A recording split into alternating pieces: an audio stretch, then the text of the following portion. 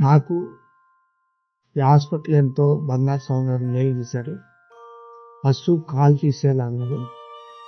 ఆ తర్వాత నేను మళ్ళీ ఆయన గారిని రిక్వెస్ట్ చేశాను.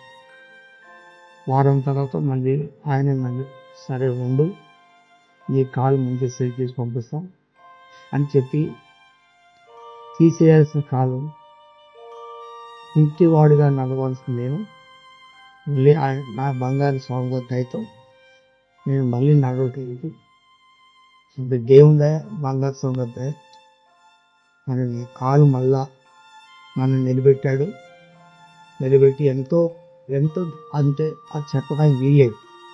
ఈ హాస్పిటల్లో నాకు అందరూ సేవ చేశారు.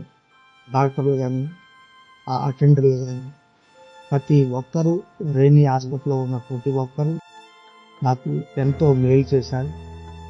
మరి బంగారు స్వామి గారు ఆయన కింద ఉన్న అసిస్టెంట్లు అందరూ 10 కాలాలు చల్లగా ఉండాలని ఆ దేవుని ప్రార్థన చేసి, ఇది నగ్న సత్యం, అబద్ధం కాదు.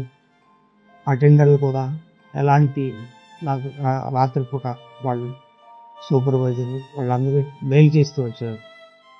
ఇందుకు చాలా వందనాలు చెప్తున్నాను. అంటే నాకు చేసిన మేలు ఎంత అంటే ఇంత అంత చెప్పలేను. ఫస్ట్ కాలు తీసేయాలన్నారు, కానీ కాలు నిలబెట్టి మళ్ళీ నడవడానికి దేవుడు రెండోసారి ఒక దేవుడుగా, బంగారు స్వామి గారు ఒక దేవుడుగా, పైన ఉన్న దేవుడు కింద ఉన్న దేవుడుగా ఆయన సేవలు అందిస్తారు.